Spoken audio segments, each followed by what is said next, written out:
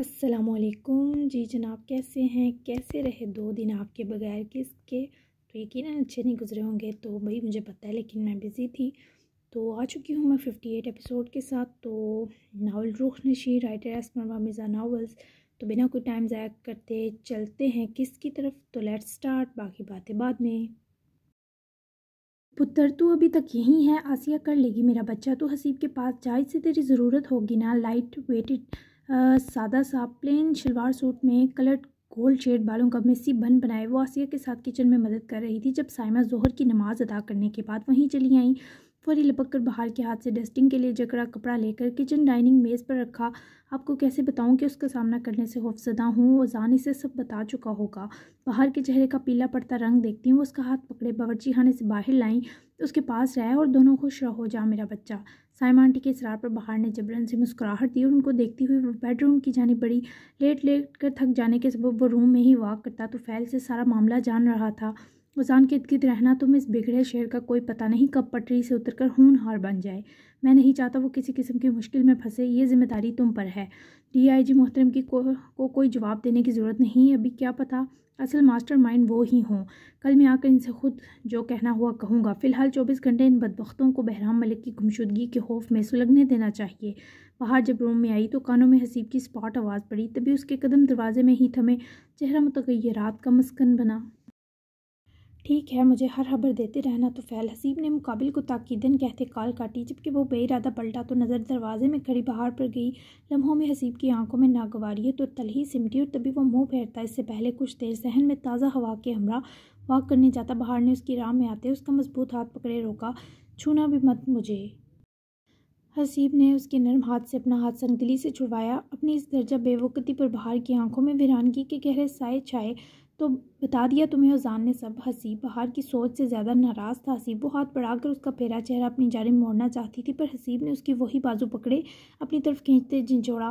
दिल इस शख्स की संगदिल लहू नज़र से कट कर रह गया। मैं क्या करती हसीब, मुझसे बर्दाश्त नहीं हुआ। मेरा दिल चाह रहा था तुम्हें तकलीफ़ देने वाले के टुकड़े कर दूँ।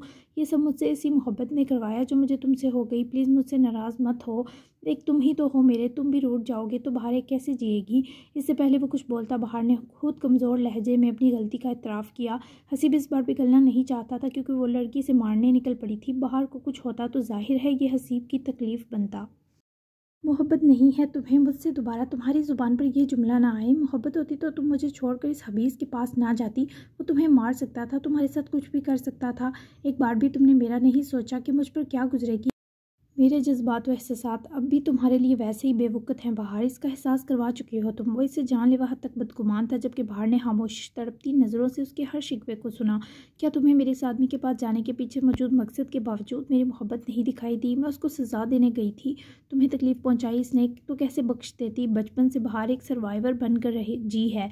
खुद के साथ नाइंसाफ़ी करने वाले का कोई उदार ना रखने वाली। तुम्हारी जान मुझे मेरी ज़िंदगी से प्यारी है तो तुम बताओ कैसे चुपचाप बैठती। समझ नहीं आया क्या कर रही हूँ। बस अपनी और तुम्हारी तकलीफ़ में कमी की नीयत थी।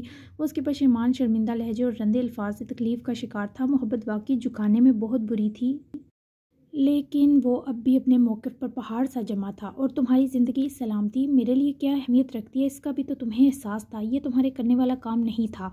तुमने बहुत तकलीफ़ दी है मुझे जिसकी कोई हद नहीं। मेरी तकलीफ़ या खुशी से तुम्हें कोई फ़र्क नहीं पड़ता। ज़बरदस्ती मोहब्बत करवाई मैंने तुमसे और तुम मुझे यकीन दिला चुकी हो कि मैं अब भी एक तरफ़ा मोहब्बत का असीर हूँ। वो सब सह सकती थी मगर ये नहीं। तभी तो हसीब के अल्फाज उसको कोड़ों से महसूस हुए। नहीं, ये सच नहीं है। बाहर तुमसे मोहब्बत करती है। अपनी ज़िंदगी में पहली बार तो अपनी खुशी से चाहा है किसी को, वो तुम हो। वरना इससे पहले तो बाहर से हर शय की मोहब्बत के लिए मजबूर किया गया। लेकिन तुमसे मोहब्बत मेरे दिल का ज़ाती फ़ैसला है। तुम मुझ पर चिल्ला सकते हो, तुम मुझे बुरा भला कह सकते हो, लेकिन तुम ये मत कहो। मैं बार बार सफाई नहीं दे पाऊँगी कि मोहब्बत करती हूँ, ये तुम अच्छे से जानते हो। वो तरब उठी। उसकी रोटने ने बाहर की जान ले ली थी। जबकि हसीब से मज़ीद नाराज़ रहना वो वैसे ही सिसक कर रो पड़ती दोपहर कर गई। मैं कुछ नहीं जानता सिवाय इसके कि तुमने मुझे मारने में कोई कसर नहीं छोड़ी। बाहर है वो अभी बेरहम बना उसको खुद से आज़ाद करता दूर हुआ। जबकि वो 2 कदम उसके करीब हुई। आंखों में आंसुओं की बेदर्द तो गयानी हलकोरे ले उठी। नहीं, मैं तो जीती ही तुम्हें देख कर हूँ। मैंने बस अपनी और तुम्हारी तकलीफ़ को मारने की कोशिश की थी। तुम मुझसे नाराज़ हो, मैं मना लूँगी, लेकिन तुम मुझसे दूर मत जाना। मैं आवाज़ नहीं दे पाऊँगी हसीब। I am sorry. उसके ज़ख्मी सीने से आस्तगी से लगे वो हसीब को बेबस कर गुजरी। हसीब खानज़ादा के नज़दीक वो ऐसी थी ही कहाँ कि इसे झटका जाता, जिसे उससे दूर किया जाता। करीब आने की कोशिश मत करना जब तक माफ़ ना कर दूँ। इसे पकड़कर खुद से जबरन दूर करता वो हनूज सफाकी से गिराया, जबकि इसके कमरे से बाहर निकलते कदम पर वो फिर से उसका मजबूत हाथ जकड़े रोक गई। जा कहाँ रहे हो, आराम करो ना प्लीज़। बाहर उसकी संगली पर रो दी घुटन हो रही है। यहाँ सहन में जा रहा हूँ, छोड़ो हाथ। अपना हाथ उसके हाथ से छुड़वाए वो बिना से देखे कमरे से निकला, जबकि बाहर वहीं बेड के किनारे सांस खींचते बैठी। मुझसे हसीब मत छीनिएगा, इसका दिल नरम कर दें मेरे लिए। मोहब्बत में डूबा हुआ वो शख्स अगर मुझसे नाराज़ है तो यकीनन आप भी नाराज़ हैं। बाहर से आई एम सॉरी प्लीज़। रोती हुई वो वहीं दोहरी हुए लेटी। आंखों से बहते आंसू बेकाबू होते गए और वहीं नाराज़ रहने का फ़ैसला खुद हसीब खानज़ादा पर बोझ बनता महसूस हुआ। तभी तो खुली हवा के बावजूद उसकी घुटन में इजाफा हुआ, लेकिन कमी ना हो सकी। हसीब की मलकियत में ही ये खुली अराजी थी, जहाँ आसपास काफ़ी रकबे पर बंजर ज़मीन थी और कोई आता जाता भी ना था। वहीं ज़मीनी तहखाने में बहराम मलिक को जंजीरों से बांधकर उसके मुंह पर तुफैल ने अच्छी कसकर पट्टी बांध दी थी ताकि बोल न सके। उज़ान 2 बजे तक मतलूबा जगह पहुंचा। अपनी गाड़ी इस खुली अराजी से काफ़ी दूर ही सड़क पर रोकी और 10 मिनट का पैदल रास्ता तय करता तहखाने तक पहुंचा। तुफैल ने आसपास 3 से 4 अपने लोग निगरानी पर फाइज कर रखे थे, जो इर्द-गिर्द छुपकर पहरा दे रहे थे। बहराम की हालत खासी कर्बनाक थी। पहले हसीब ने खीर किस्म का टार्चर दिया और फिर हाथ, कंधा और पेट में बुरी तरह ज़ख्मी था। ऊपर से ये कैद सांस घुटने के सबब इससे चीखना भी दोबर था। अपने मुंह से हटाई जाती पट्टी पर वो सिसक उठा। मुझे छोड़ दो, कौन है? बहराम को इस कब्र जैसी जगह किसी की मौजूदगी उम्मीद लगी, तभी वो हाथ पर कर लाया, मगर उज़ान ताइब को अपने सामने आकर रुकता देखकर बहराम की आंखों की पुतलियां खौफ से फैलीं। तुम्हें पता होना चाहिए था कमेलियन का इंतकाम कितना बुरा है, लेकिन फिर भी तुमने हर इस मामले में टांग अड़ाई जिससे मेरा डायरेक्टली या इनडायरेक्टली ताल्लुक था। पहले मेरे ही गढ़ नकब जनी की, मेरे ही चाचू की बीवी को वर्गलाया, फिर मेरे ही दादा को गंदे धंधों में मुकम्मल सपोर्ट की, गलीज मशवरे दिए, मेरी ही बीवी को किडनैप करने की जुर्रत की। इसके बाद कमेलियन के वाहिद दोस्त को मारने की कोशिश की। क्या तुम्हारे करतूत इस लायक हैं कि तुम्हें रियायत दी जाए? उज़ान ने ऐन उसकी कुर्सी के सामने झुके, दोनों हाथ कुर्सी की बाजुओं पर टिकाए। बहराम की आंखों में आंखें खौफ की शदीद लहर बहराम के वजूद में उतरकर इसे लर्जा बरअंदाम कर गुजरी। अगर तुम ये सब जानते थे तो पहले क्यों नहीं रोका? कंवल को मैंने कभी नहीं वर्गलाया। वो तलाल के रवैये की वहशत निकालने को मेरे साथ वक्त गुजारती थी और कहा है मुझे नहीं पता था वो तुम्हारी बीवी है। रही बात तुम्हारे दादा की, तो वो इस 2 नंबरी के पेशे में अपनी खुशी से शामिल हुए और मुझसे पहले ही वो बहुत शातिर थे। मेरे डैड वजाहत मलिक और फरोज शमशेर भी अच्छे दोस्त थे। बहराम मलिक किसी भी तरह इस जहन्नम से निजात का तलबगार था और अब तो नामुमकिन लग रहा था इसे इस दोज़ख से जीते जी निजात मिलती, क्योंकि कंवल को मैंने कभी तलाल अंसारी के लायक ना समझा ना कबूल किया। सो मुझे इस औरत के चाचू से दूर रहने से सरोकार था। वो क्यों दूर रहती है इससे नहीं। मेरा बस चलता तो तुम 2 की शादी भी करवा देता, पर चाचू को मजबूर करके खामोश करवा दिया गया, जिसने मेरे हाथ बांधे। तुम जितना मर्जी गिरगिरा लो बहराम मलिक, यहाँ से तो तुम्हें मौत ही अब निजात देगी। हंसी पर गोली चलवाई, इस पर बड़ा जुर्म तनवीर को बहारे के लिए धमकाने का किया। जल्द वो तनवीर भी तुम्हारे साथ इसी कब्र में गड़ेगा, फिर साथ मिलकर हराफाती मंसूबे बनाते रहना। उज़ान को किसी भी तरह रहम दिल ना होता देखे बहराम को अपनी मौत सच में सर पर नाचती महसूस हुई। तो बहुत बड़ी गलती कर रहा है उज़ान। अगर DIG मकबूल को भनक भी लगी कि तूने मुझे उठवाकर कानून हाथ में लिया है, तो ऐसे ऐसे केस ठोकेगा कि सारी ज़िंदगी पेशियां ही भुगतता रहेगा। वो मेरा ज़रहरीद ग़ुलाम है, वो जल्द मुझे ढूंढ लेगा, क्योंकि ये उसकी मजबूरी है। मर जाएगा तो कमेलियन, अभी भी वक्त है, छोड़ दे मुझे। बहराम की धमकियाँ हंसी मुसहक का हेज़ थीं, तभी तो उज़ान को हंसी आई। ऐसे वैसे ना किसी केस की परवाह है ना पेशियों की। तुम अपनी फ़िक्र करो बहराम मलिक, यहाँ पड़े पड़े गल सड़ जाओगे और तुम्हारी बाकियात भी किसी को ना मिलेंगी। रही बात मकबूल जान की, उसके अंजाम का वक्त भी करीब है। ये जो तुमने उसके अपने आलाकार होने का इतराफ़ किया, ये रिकॉर्ड हो गया, वो भी भुगतेगा तुम्हारे समेत। उज़ान ने महजूज शरत बार नज़रों से बहराम की मरियल हालत तकते अपना फ़ोन निकाल कर सामने किया। बहराम को लगा आंखों में किसी ने रेत झोंक दी हो। उज़ान जाने लगा, जिस पर बहराम दाड़ा, मत जाओ, मुझे यहाँ छोड़कर मत जाओ, तुम जैसा कहोगे करूँगा, मत रहम करो उज़ान। उज़ान के कदम थमे। नागवारियत से वहाँ मौजूद आदमी को इशारा किया, जिसने झटके से बहराम मलिक के मुंह पर वापस पट्टी बांधी। बिन पानी की मछली की तरह फड़फड़ाता बहराम वाकई काबिल रहम हाल तक पहुँच चुका था। उज़ान जब इस जगह से अपनी गाड़ी तक पहुंचा, तब 2 हकारत और नफरत से भरी आंखों ने उसका पीछा किया था और उज़ान की गाड़ी के सड़क से रवाना होकर दूसरे किनारे ओझल होने पर दरख्त की ओट में छुपे इस आदमी ने अपने फ़ोन पर कोई नंबर डायल किया था। सर, वो जगह मिल गई है जहां उज़ान ने बहराम मलिक को रखा है, क्या करना है आगे? दूसरी जानब गहरे मटियाली रोशनी में डूबे कमरे में कोई आदमी पुष्ट किए खड़ा था। उजान ताइब अंसारी तो सबसे 2 हाथ आगे का खिलाड़ी निकला। सूफी, ये 2 दोस्त हमारे हल्क का सबसे बड़ा कांटा है। ख़त्म करना होगा ये खेल। अगर इसने बहराम अली को यहाँ रखा है तो ज़रूर बहरे पर कई लोग भी होंगे, सो एहतियात करना। बहराम को जितनी जल्दी हो सके ख़त्म कर दो, इससे पहले वो हमारे लिए मुश्किल बने। मुकाबिल से आते हुक्म पर इस सूफ़ी नामी आदमी ने फौरी सर हिलाया। आज रात ही बहराम का काम तमाम हो जाएगा सर। सूफ़ी ने हबासत से मुस्कुराकर यकीन दिलाया। कमेलियन का सियासी डिनर भी यादगार होना चाहिए सूफ़ी, तुम समझ गए हो। मुकाबिल फिर से सर्द मगर पुरतपश आवाज़ बुलंद हुई। सूफ़ी की आंखों से शैतानियत टपकी। जी सर, बेफिक्र रहें। सूफ़ी ने फौरी फर्मा बरदारी से कहकर राब्ता तोड़ा और वहाँ से हट गया। उजान अभी कुछ दूर ही गया जब उसके फ़ोन पर हसीब के आदमी की कॉल आई, जो हसीब के हुक्म पर उजान का पीछा करते आदमी के बारे जान चुका था। उजान ने गाड़ी की रफ्तार मध्यम करते कॉल रिसीव की, मगर इस जानब से न जाने क्या खबर मिली कि उजान ने जबड़े बेचते कॉल ऑफ करते वापसी का रुख किया। वो मशकूक आदमी जिसने यहाँ तक उजान का पीछा किया वो वहाँ मौजूद ना था। उजान ने आधे घंटे के बीच बहराम अली को इस जगह से दूसरी जगह और इससे ज़्यादा महफूज जगह मुंतकिल करवाया। बहराम मलिक की तलाश में वापस आता तभी उजान ताइब ने इस आदमी की चाल इसी पर उल्टी करवाने का प्लान तरतीब दिया और फिर से इस जगह से बाहर आया। तुम भी बाहर निकलोगे अपनी गुफा से मकबूल जान, सबका हिसाब होगा। बहराम मलिक को वो मारने की कोशिश में अपने लोग भेजेगा और वो आदमी इस जाल में फंसेगा।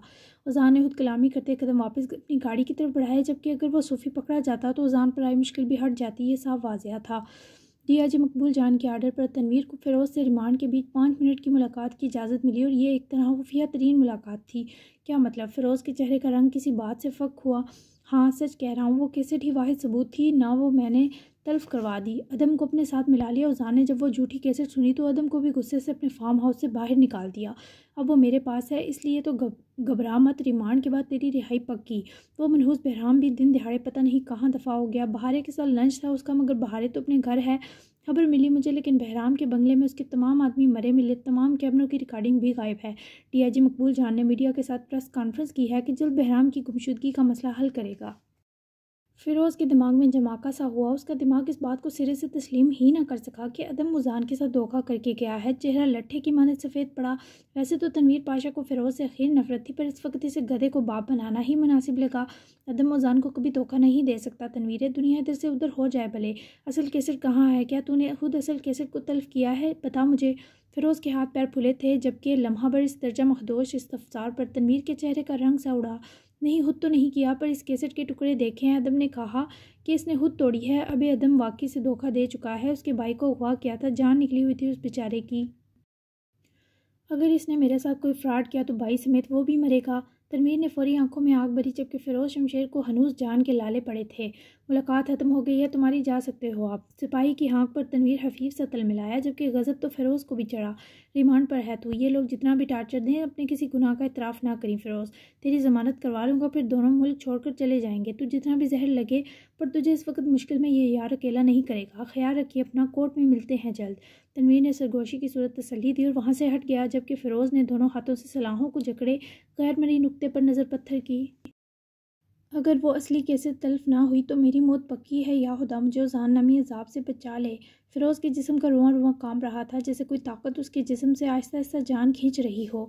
वहीं कंवल ने दिन का खाना खाया या नहीं, जब ये देखने तलाल बेडरूम गए तो वो बेड पर रोंदी लेटी पेट दर्द से बिलबिला रही थी। तलाल, जो सारा दिन हवेली के सजावटी काम में मसरूफ़ थे, कंवल को दिन को भी ना देख सके। सादिया ही से खाना देकर गई जब वो नहा रही थी। कंवल, क्या हुआ है तुम्हें? तलाल ने लपक कर करीब आते उसकी बाजू पकड़े पलटाया तो वो जर्द चेहरा लेती हिचकियों से रोती हुई तलाल का दिल दहला गई। ऊपर से उसकी बॉडी आग की तरह तप रही थी। तलाल, बहुत दर्द हो रहा है। कहाँ थे तुम? कितनी आवाज़ें दी, तुमने नहीं सुना? तलाल का चेहरा उसके दर्दनाक रोने पर सफ़ेद पड़ा। फौरी उसका हाथ पकड़े, वो उसको खड़ा करते उसका चेहरा देखते कमरे से बाहर निकले। हॉस्पिटल चलना होगा, कुछ नहीं होगा, रो मत। तलाल की हमरा रोती कंवल को देखकर सादिया, ऐज़ल, मरीम, यहाँ तक कि जीनू भी फिक्रमंदी से वहीं दौड़े, मगर कंवल की सिसकियों अलमनाक रोने ने सादिया और जीनू समेत ऐज़ल मरीम के दिल को भी तकलीफ़ पहुँचाई। इस औरत के रोने के आगे जीनू तक का दिल दुखा। तलाल ने कुछ न कहा, बस ऐज़ल मरीम को आंखों का नरम इशारा किया और फौरी कंवल को हॉस्पिटल लेकर पहुँचे। सारा रास्ता वो दर्द से बिलखती रही और पहली बार ही से ही तलाल को इस औरत की तकलीफ़ से तकलीफ़ हुई। लगभग घंटा इस सब के बीच लग गया। ऐज़ल मरीम ने दयान को कॉल करके उसके हमरा पीछे हॉस्पिटल पहुंची और कंवल की ये हालत जब जीनू सोचती लाउंज में बैठी थी, तभी सादिया उसके लिए ऑरेंज जूस लिए वहीं आई। अल्लाह खैर करे, बच्चे को कुछ ना हो। बस आपने हालत देखी कैसी दर्दनाक हो रही थी। कहना तो नहीं चाहिए, पर लगता है अल्लाह ने इस औरत को उसके किए का बदला देने की ठान ली। खैर, ये आपका जूस। सादिया को भी एज़िल मरीम ने कवल की कंडीशन बता रखी थी ताकि वो उसका ख्याल रखे, लेकिन वो ये सब कहकर चली गई। मगर ज़ीनिश को लगा ज़मीन पैरों तले से सिरक गई हो। आंखों में तकलीफ से उमड़ी घुटन महसूस हुई तो वो गहरे सांस भरती हवेली से बाहर चली गई। वहीं हॉस्पिटल में डॉक्टर के बाहर आने पर तलाल और एज़िल जो कॉरिडोर में थे लपक कर डॉक्टर तक पहुँचे। सॉरी, लेकिन हम आपकी बेबी को नहीं बचा सके। वो बहुत वीक ज़ायगोट था जिसमें न सुरमा पाने और यहाँ तक कि हरकत करने की भी सलाहियत ना थी। आपकी वाइफ को भी बहुत मुश्किल से बचाया है। ब्लीडिंग बहुत हो चुकी है और एक और बात, वो दोबारा कभी माँ भी नहीं बन सकती। अब होप सो इस तकलीफ द वक्त में आप उनकी हिम्मत बंधा पाएँ, फीमेल डॉक्टर ने दुख का इजहार करते बताया और वहाँ से चली गई। जबकि तकलीफ़ तो तलाल और एज़िल मरियम को भी बहुत हुई। अल्लाह ने खुद सज़ा दे दी उसे भाभी जान, साथ में मुझे भी। काश वो संभल जाती। तलाल की आवाज़ में खारापन था। ये वक्त सज़ा और जज़ा के तयन का नहीं है तलाल, ये वक्त उसे संभालने का है। जैसे भी है एक औरत है और जो तकलीफ़ से मिली इस पर तो पत्थर से पत्थर दिल चटक जाते। इसे डिवोर्स मत देना प्लीज़। एज़िल मरीम की इल्तिजा पर तलाल ने तासफ से उनको देखा। मैं इसके साथ नहीं रहना चाहता। आप मुझसे मेरी सख्त से बड़ी कुर्बानी मत मांगे भाभी। तलाल की आवाज़ कपकपाई। मुझे यकीन है वो जिस धक्के से गिरी है अब ज़रूर समझ जाएगी। अगर वो संभल जाती है तो इसे मत छोड़ना। अल्लाह भी अपने बंदों को आखिरी मौका देता है। मेरे अच्छे भाई होना, जुल्म मत करना। वो जैसी भी है बहुत महरूम कर दी गई है। जाओ उसके पास, इसे तुम्हारी ज़रूरत है। एज़िल मरीम के अल्फाज आज भी हुक्म का दर्जा रखते थे। कुछ उनका अपना दिल भारी था। सो एज़िल मरीम के इसरार पर अपने इनकार के मान पड़ते ही वो कवल को देखने बढ़े। दरवाज़ा खोला तो वो बेड ग्राउंड से टेक लगाकर बैठी सूजी आंखों को मूंदे हुए बहुत अजियत में मुब्तला थी। तलाल को देखकर इसने अपनी दर्द करती आंखें न सिर्फ खोलीं बल्कि फेर लीं। वो खामोशी से चलते हुए ना सिर्फ उसके पास आए बल्कि कुछ फासले पर बैठे।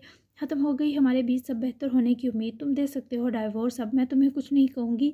मैं यही डिज़र्व करती थी। दुनिया जहान की हर बुराई करने के बाद मेरे साथ भी ऐसा ही बुरा होना चाहिए था। कवल ने मुंह फेरते अजीज से कहा, जिस पर तलाल ने उसके बहते आंसू देखे जिन्हें वो बेहसी से रगड़ गई। तुम ठीक हो जाओ, फिर इस पर बात करेंगे। तलाल का लहजा नरम था।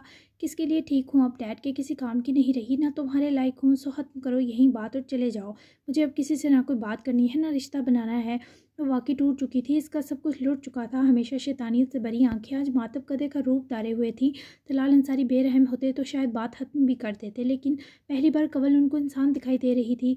अगर तुम चाहो तो मेरी ज़ौजियत में रह सकती हो। तलाल के जुमले पर कवल ज़ख्मी सा हंसकर उन्हें देखने लगी।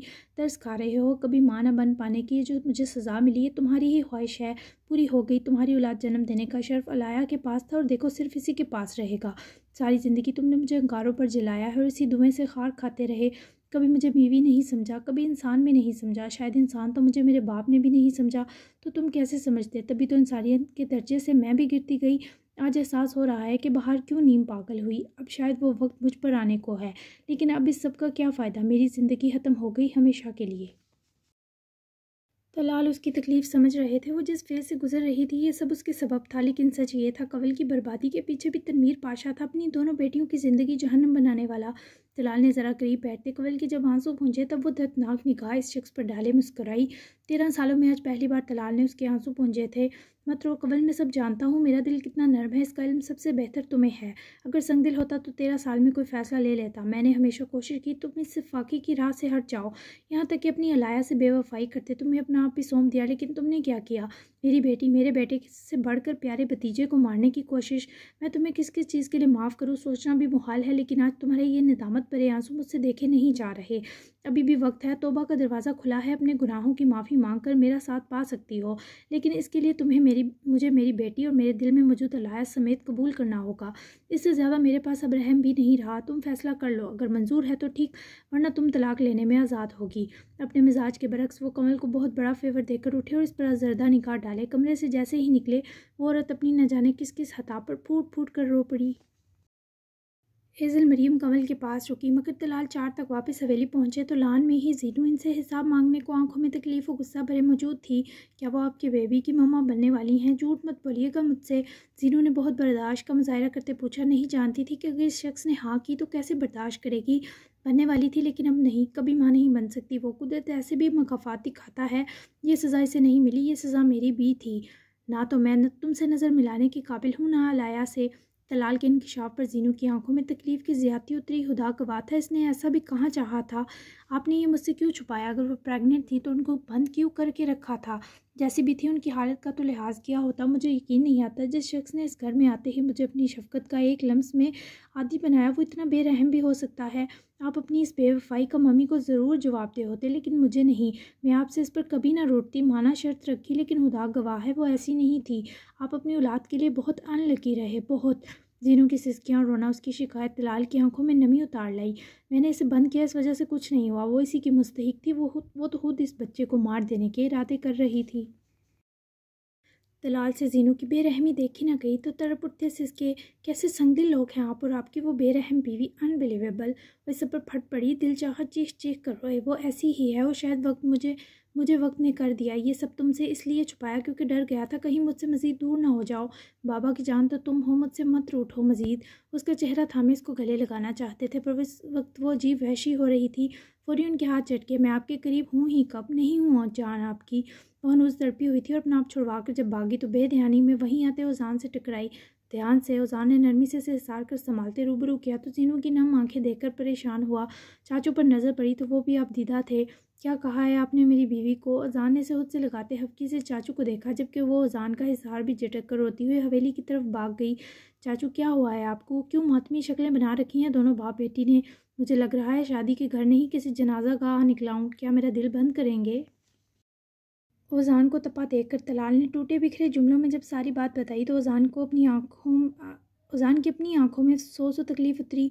ओह यार, बहुत अफसोस हुआ। I am sorry. इस दिन मैं भी बहुत पक पक कर गया था। ये सब ऐसा नहीं चाहा था सच में, लेकिन अल्लाह को जो मंजूर। यकीनन इसमें भी बेहतरी होगी। रोई मत, मैं जीनू को समझाऊंगा, मजीद आपसे हवा ना रहे। ओजान से चाचू की तकलीफ सही न गई, लेकिन वो उसके आखिरी जुमले पर तड़प कर उसे देखने लगे। तुम सच में मेरी सिफारिश करोगे लाडले? चाचू का हसरत बरास में लिपटा इस्तफसार ओजान की आंखों को भी हफीफ सा गुलाबी कर गुजरा। पकड़ कर इन्हें सीने से लगाए बेंचा। भले नाराज़ भी होगी तब भी सिफारिश करूंगा, लेकिन आप खुद को संभालें। आए अंदर, अल्लाह सब्र दे आपको। ओजान को इस वक्त चाचू के दुख में शरीक होना ही था, लेकिन वो जीनू की अजियत भी जानता था। तभी चाचू को रिलैक्स करने के फ़ौरन बाद वो जीनू के पास ही जाने का सोच चुका था। दिन से शाम हो गई और सीप को जब आराम ना आया तो घर तो वो जीप लिए थाने निकल गया। ना तो बाहर को पता चल सका, ना साइमा हंजादा को। थाने पहुंचा तो मकबूल जान के आर्डर्स पर हर तरफ लोग बहराम की तलाश में लगे थे। तुफैल के अलावा दूसरा जूनियर इंस्पेक्टर DIG का चमचा था, इसी ने सिपाहियों को हाँक रखा था। तो फैल सीधा हसीब के कैबिन में आया। इसे हसीब के यूँ ज़ख्मी होने के बावजूद थाने आने पर फ़िक्र परेशानी लाहक हुई। आप क्यों आए सर? ज़ख्म अभी ताज़ा है, मैं आपको सब इन्फॉर्म कर दूंगा। आपको घर जाना चाहिए। भरजाई ने आपको आने कैसे दिया? माँ जी ने कैसे इजाज़त दी? तो फैल उसकी फ़िक्र में हल्कान बोलता गया, जबकि हसीब ने मुस्कुरा कर कुर्सी से उठते तो फैल का कंधा थपकाया।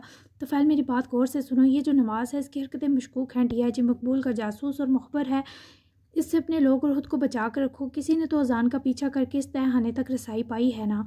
यानी वो जो भी है ये जान चुका है कि बहराम के साथ जो हुआ वो अजान ने किया। ये अजान के लिए खतरा है। वो सर फिरा ये बात नहीं समझ रहा, लेकिन तुम हर ज़रूरी इक़दाम करो।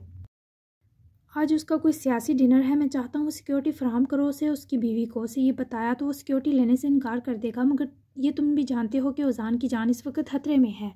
हसीब ने यह सब बहुत राजदारी से बताया, क्योंकि इसे सूफ़ी को देखने वाला आदमी हसीब का बहुत अहम मुखबर जानी था। इसी ने ओजान को इत्तला पहुंचाई। तभी ओजान ने बहराम को दूसरी जगह मुंतकिल किया। मैं समझ गया सर, जैसा आपने कहा वैसा ही होगा। आपके यार की पूरी हिफाजत की जाएगी। तो फैल ने मुस्कुराकर हसीब की परेशानी दूर की। ये बात फ़ोन पर नहीं कह सकता था, तभी आया। और अपनी आंखें 24 घंटे खुली रखना, नवाज़ की हरकतें भी देखते रहना। मकबूल अपनी चोरी छुपाने के लिए कुछ भी करेगा। मैं भी दिखाने को बज़ाहिर घर ही रहूँगा, लेकिन तुम मेरा साया बनकर यहाँ हर मामला देखोगे। हसीब ने इसे तमाम मामला समझाया, जबकि तुफैल मशकूर ममनून था कि हसीब इस पर इस कदर यकीन और मान कर रहा है। आप बेफिक्र रहें और जाकर आराम करें। आपके इंस्पेक्टर आपको मायूस ना करेगा सर। तुफैल ने सलूट ठोकते कड़कते लहजे में कहा, ही इतने प्यार से कि हसीब ना सिर्फ मुस्कुराया बल्कि उसकी गाल सहलाता आहिस्ता आहिस्ता कदम बढ़ाता बाहर निकला। नवाज़ से हसीब की मुलाकात बाहर पार्किंग एरिया में हुई। हैरियत है नवाज़, चेहरे के रंग क्यों उड़े हैं तुम्हारे? नवाज़ को उम्मीद न थी हसीब ज़ख्मी सीने समेत उठाएगा, तभी तो बेचारे के चेहरे का रंग फक हुआ। नहीं तो जनाब, आपके सही सलामत देखकर खुशी वाली हैरानगी हुई। अल्लाह ने करम किया, वरना हम सब का आपके बगैर क्या होता। नवाज़ ने मसनूई चापलूस बने खुशाम की, जिस पर हसीब भी ऐसों का बाप था, उसकी गाल थपकाता मुस्कुराया। मेरे बगैर तुम लोगों का कख ना रहता। खैर चलता हूँ, बहराम की कोई खबर मिले तो इतला देना। हसीब ने यूँ जाहिर किया जैसे वो नवाज़ की सांप वाली हसलत से बेखबर हो। तभी तो हसीब ने के अपनी जीप की तरफ जाते वो खसियानी हंसी हंसता थाने के अंदर बढ़ गया। जबकि हसीब वहाँ से सीधा वापस हवेली पहुंचा हो। ड्राइविंग करनी नामुमकिन थी, फिर भी जाते और आते खुद की उसकी जीप पोर्च में रुकने की देर थी कि बाहर बेताबी से बाहर लपकी। जबकि इस लड़की की तड़प को रत्ती बराबर अहमियत ना देता, वो पास से गुजर कर जैसे अंदर गया, बाहर का दिल जल कर राख कर गया। आंखों में नमी और गुस्सा समेट कर बाहर ने गर्दन मोड़ी तो वो हवेली के अंदर जा चुका था। जानती थी बहुत बेवकूफ़ हूँ, इस बंदे ने इग्नोर किया, तब अपनी बेवकूफ़ी ज़्यादा चुभी। क्या करूँ, कैसे मनाऊँ इसे। बाहर का दिल चाहा यहीं बैठकर रोने लगे। दिल बड़ा पड़ा था कि उजान को इतनी बद्दुआएं दे कि दिल की सारी भड़ास निकल जाए। असल तकलीफ़ कमेलियन को इस बात की है कि उससे उसका दोस्त छीन लिया। ऐसी आग भर गया है जो मैं बचाते बचाते मर जाऊंगी। बाहर वहीं दीवार का सहारा लेती गम से 2-4 बोली, मगर फिर कुछ सोचते पीछे ही लपकी। शाम के 5 बजने वाले थे। अंदर गई तो साइमा हंजादा का कमरा खुला था और वो जाए नमाज बिछाए नमाज असर अदा कर रही थी। हसीब सीधा बेडरूम में ही गया। बाहर ने भी अपने कदम रूम में बढ़ाए। वो अपने दर्द करते सीने पर हाथ रखे, तकिए ठीक से दुरुस्त करके रखता बैठा। एक टांग मैट्रेस पर सीधी लम्बी की और एक घुटना सुकेट कर खड़ी किए, कमर तकियों से लगाई। बाहर ने दरवाज़ा आगे किया और चलती हुई हसीब के पास आकर रुकी। उसका मोड़ा चेहरा पकड़कर अपनी तरफ किया। औजान ने तुम्हें मेरे खिलाफ भड़काया, ये नहीं बताया इसने कि मैं कैसे बहराम पर टूट पड़ी थी। तुम्हारा वो दोस्त नफरत करता है मुझसे, चाहता होगा तुम भी मुझसे नफरत करो। वो बहुत संगदिल शख्स है। तुम उससे लड़ो झगड़ो, पर यूं चुप तो मत रहो। इस हालत में तुम कहाँ चले गई, क्यों परेशान कर रहे हो हसीब। बाहर का अपनी जा लाइन पर जमा हाथ हटाते हसीब ने सर्द खामोशी इख्तियार की, जैसे कुछ बोलना ना चाहता हो। इसने मुझे भड़काना होता ना तो तुम इस वक्त मेरे निकाह में ना होती, समझी। बल्कि कभी तुम्हें खुद से ना बांधता। वो नफरत नहीं करता तुमसे, तुम्हारी जज्बाती जुनूनी हरकतों से चिढ़ता है। ईमान से बताओ कि तुमने अपने जुनून के सबब इसको किसी नरमी के काबिल छोड़ा है। बहन समझता था तुम्हें और तुमने इस रिश्ते का हमेशा तकद्दुस पायमाल किया और उसको अपने डिप्रेशन, खुदकुशियों, अजियत और बदवाओं से तकलीफ़ पहुँचाई। लेकिन इसके बावजूद तुम्हारी तकलीफ़ महसूस करता था, तभी मुझे इजाज़त दी कि तुम्हारी तकलीफ़ दूर करूँ। वो मेरे लिए इतना प्यारा है कि उसकी इजाज़त मेरे लिए हुक्म जितनी अहम है। क्या तुम्हारा बहराम के घर जाना ठीक था? क्या तुम्हारा मेरी बात रद्द करना जायज़ था? मानता हूँ तुम अकेली ज़िंदगी गुजार कर बहुत बहादुर हो चुकी हो, लेकिन बाहर जब हम मोहब्बत या किसी मजबूत रिश्ते में जुड़ जाएं तो हमें बहादुर होने के बावजूद अपने प्यारों की खुशी के लिए डरना पड़ता है। तुम्हें कुछ हो जाता तो क्या मैं मुस्कुरा पाता, जी पाता, और मेरी उजड़ी मुस्कुराहट मेरी माँ को जीते जी मार देती, मेरे यार का दिल गमगीन कर देती। लेकिन तुम्हें इस सबसे क्या, तुम तो बस कर गुजरती हो, बिना सोचे बिना समझे। हसीब का एक लफ्ज़ बाहर को शर्मिंदगी, नदामत और पछतावे की दलदल में दुसा गया। उसके बहते आंसुओं ने हसीब का भी दिल सुलगाया, लेकिन अभी भी वो इसको माफ़ नहीं करना चाहता था। माफ़ कर दो ना, प्रॉमिस आज के बाद तुमसे पूछे बिना और तुम्हारी इजाज़त के बिना कुछ नहीं करूँगी, सांस भी नहीं लूँगी। मेरे पास तुम्हारे सिवा कोई भी नहीं है। तुम मुझ पर यूँ गुस्सा होगे तो कुछ हो जाएगा मुझे। मैं पहले ही तुम्हारे लिए परेशान हूँ। प्लीज़ तुम तो मेरा एक आंसू भी नहीं बहने देते, फिर इतने संगदिल मत बनो। अपना कपकपाता हाथ उसकी तरफ बढ़ाए। बाहर ने काम थी डूबी आवाज़ में घुले आंसुओं के संग इल्तिजा की, जिस पर उसका हाथ अपने हाथ में लिए पास ही बिठा गया। बहारे की आंखें अपने हुजम से दुगनी हो चुकी थीं। बाहर ये ज़िंदगी है, कोई खेल ड्रामा नहीं। ये आसान नहीं, हमारी सोच से बहुत ज़्यादा मुश्किल है। मैं तुम्हें तब तक माफ़ नहीं कर सकता जब तक तुम ये वादा नहीं करती कि आज के बाद ऐसा कुछ नहीं करोगी जो कम मर्दों के हैं नहीं पर सजते हैं। मैं तुमसे इस पर रूठ सकता हूँ कि तुमने बहराम की ऑफ़र कबूल की, भले वो ड्रामा था। नाराज़ होने को मेरे पास बहुत सी वजह हैं, पर मान जाने के लिए तुमने एक छोड़ी है, वो ये कि तुम मेरी बीवी हो। हसीब नर्म तो पड़ा, पर उसका लहजा खुरदरा था। मोहब्बत नहीं रही क्या? बाहर ने तड़प कर उसका अपने आंसू पूंछता हाथ हथेली की बेताब गिरफ्त में जकड़े आंखें हसीब की से आंखों में गाड़ी। बाहर वो तुम मेरी आखिरी सांस तक रहोगी। हसीब को उसका सवाल बुरा लगा। सच्ची मुझे यही ठीक लगा था। मुझे लगा हाथ पे हाथ धरे बैठी तो तुम समझो कि मुझे कोई फ़र्क नहीं पड़ा। मुझे अच्छा बुरा नहीं समझ आया। मुझे बस तुम्हारी जान के आगे अपनी जान बहुत हकीर लगी। वो तकलीफ़ में मुब्तला फिर से उसको तकती रो दी। यही तो गलती है तुम्हारी, क्यों हकीर समझा तुमने खुद को? यही तो मुझे तकलीफ़ दे रहा है। हसीब ने फौरी उसकी बात काटी, अंदाज में दर्दनाकी थी। आई एम सॉरी, लेकिन मैं हूँ। वो उसके एक ही नुक्ते पर जमे होने पर बेजार हुआ। दिल चाहा कहीं जंगल में भाग जाए। फ़ाइन, चली जाओ यहाँ से। हसीब ने हतमी फ़ैसला करते नाराज़गी से मुंह मोड़ा, जबकि वो उसका हाथ पकड़े डुबडुबाई आंखों से देखकर हसीब का मज़ीद नाराज़ रहना दुश्वार कर गई। तुम पहले प्रॉमिस करो कभी ऐसा वाला नाराज़ नहीं होगे, फिर बस तभी सुधरोगी। बाहर के रोतू जुमले पर वो उसके बहते आंसू साफ के उसका हाथ पकड़े मज़ीद करीब सिरका कर अपने होठों से उसकी जबीन चूमता उसको देखने लगा, जो बस फिर से फूट फूट कर रो देने के दहाने पर थी। तुम सुधरो, मैं तुमसे नाराज़ तो दूर ऐसा सोचूंगा भी नहीं। अब ये माफ़ीनामा बंद कर दो वरना मेरे दिमाग की कोई रग फट जाएगी। हसीब से बस इतना ही रूठा जा सका, तभी तो वह एहतियात से उसके सीने से जा लगी जैसे कब से इस आगोश के लिए तड़प रही हो। मैं तुमसे बहुत प्यार करती हूँ, यकीन कर लो ना मुझ पर। सीने में मुँह दिए वो गहरा सांस खींचे से इसकी। हसीब ने उसकी कमर सहलाते चेहरा झुकाकर उसके बालों में छुपाए उनकी खुशबू इनहेल की। यकीन दिला दिया है तुमने, होनहार औरत। हसीब की सरगोशी पर वो रोती हुई इसके सीने से निकली और रूबरू हुई। नाराज़ नहीं होना, राज़ी होना मुझसे, प्लीज़ कहो नाराज़ नहीं हो। बाहर ने उसका चेहरा हथेलियों में बढ़ते तड़पती निगाहों के संग पूछा जैसे दम रुका हुआ हो। ज़बरदस्ती मनाओगी तो मानना ही पड़ेगा। ज़ख्मी बीमार बंदे से कहाँ अकड़ा जाता है, इसे तो जहाँ से मरहम मिले वो लपकता है इस जानिब। और ये बात तो तुम भी जानती हो, हसीबानज़ादा का मरहम तुम हो। वो ज़रा बेहूद अफसुर्दा हुआ जबकि बाहर रोती रोती हंसी भी और उसका मरहम सांसों में पूरी शिद्दत से गोल करने दिए। हर दुख तकलीफ़ की तलाफ़ी भी की। मैं आज के बाद तुम्हें तकलीफ़ देने का सोचूं भी तो इसी वक्त नहीं मरना नहीं है, सॉरी। शिद्दत जज्बात में उसके चेहरे का एक नक्श चूमती जब बड़बड़ाई तो मरने पर जैसे रुकी। हसीब इतने दर्दो अलम के बावजूद बाहर के मासूमाना कंट्रोल पर हंसा। बाहरी का ज़ब्ती से हंसा गया। ये चीज़ तुम मुझे तकलीफ़ देने का सोचो, इसी दिन उम्मीद से हो जाओ और मोटी बैंस हथनी बन जाओ। हसीब ने उसकी नाक से नाक रगड़ते जब ये गुलफशानी की तब वो कांच कटोरे जो आंसुओं से भरे थे हया और खुशी से लबरेज हुए। आमीन, जल्दी सोचूंगी तो आके तुम्हारी दुआ कबूल हो। अब लेट जाओ, आराम करो। तुम्हारे लिए साइमा आंटी के साथ मिलकर डिनर बनाती हूँ। बाहर का रुका दिल बहाल हुआ जबकि हसीब भी काफ़ी दर्द में था। सो फ़ौरन लेटा मगर बाहर उठकर जाने लगी तो उसकी कलाई पकड़े ज़रा खुद पर झुकाया। डिनर में बहुत सारी ना सही हस्बे ज़रूरत बहारें भी चाहिए। सांसों में सांसें खुली और हसीब की जज्ब भरी सरगोशी समात के रास्ते बाहर के अंदर ज़रूर उतार गई। मिल जाएगी, सो लो थोड़ा। चुप कर उसकी सभी पेशानी चूमे मोहब्बत भूं कर वो कमरे से गई तो हसीब ने भी मुस्कुरा कर आंखें मूंद ली। मौसूफ के दिल का दर्द सच में कम हो गया था। जी जनाब, 58 एपिसोड हो चुकी है। कैसी लगी ज़रूर बताइएगा। तो मिलते हैं 59 एपिसोड में जो बहुत बहुत बहुत बहुत स्पेशल और बहुत शॉकिंग और हिला देने वाली होगी। तो फिर आपको इंतज़ार करना पड़ेगा 24 घंटे का। तो बताइएगा ज़रूर कि कैसी लगी। किस अल्लाह हाफिज़।